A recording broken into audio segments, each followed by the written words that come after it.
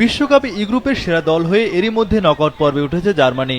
লাতিন দল ইকুয়েডরের বিপক্ষে গ্রুপের শেষ ম্যাচে এবার খেলবে চারবারের বিশ্ব চ্যাম্পিয়নরা। গ্রুপে প্রথম ম্যাচে কুরাসাওকে 7-1 গোলে উড়িয়ে দেয় জার্মানরা। পরে ম্যাচে আইভরি কোস্টকে হারায় তারা 2-1 গোলে।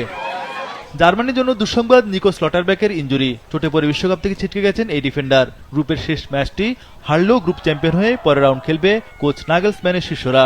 তাই নকআউট পর্বে খেলার আগে ইকুয়েডরের সঙ্গে ম্যাচটি জার্মানির জন্য ভালো প্রস্তুতির।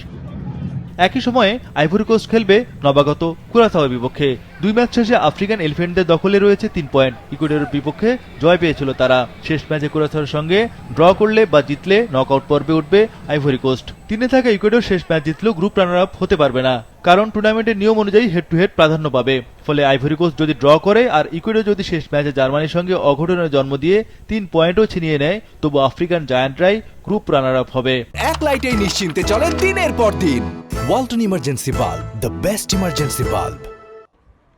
এদিকে নেদারল্যান্ডস খেলবে টুর্নামেন্ট থেকে বিদায় নেওয়া প্রতিপক্ষ তিউনিসের বিপক্ষে, যেখানে সুইডেনের মতো বড় দলের বিপক্ষে খেলবে জাপান। গ্রুপে জাপানের সঙ্গে 2-2 গোলে ড্র ও সুইডেনকে 5-1 গোলে উড়িয়ে দেয় ডাইক গ্যাকপোর দল। জাপান গত ম্যাচে তিউনিসিয়াকে হারায় আবার 4-0 গোলে।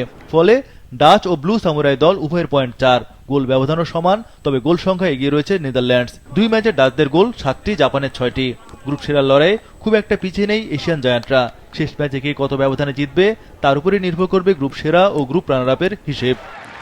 ডি গ্রুপ থেকে স্বাগতিক যুক্তরাষ্ট্র গ্রুপ চ্যাম্পিয়ন হয়ে নকআউটে উঠেছে। এবার নকআউট পর্বের আগে নিজেদের পরীক্ষা নিরীক্ষা করার সুযোগ। তবে ডু অর ডাই ম্যাচে মুখোমুখি হবে অস্ট্রেলিয়া ও প্যারাগুয়ে।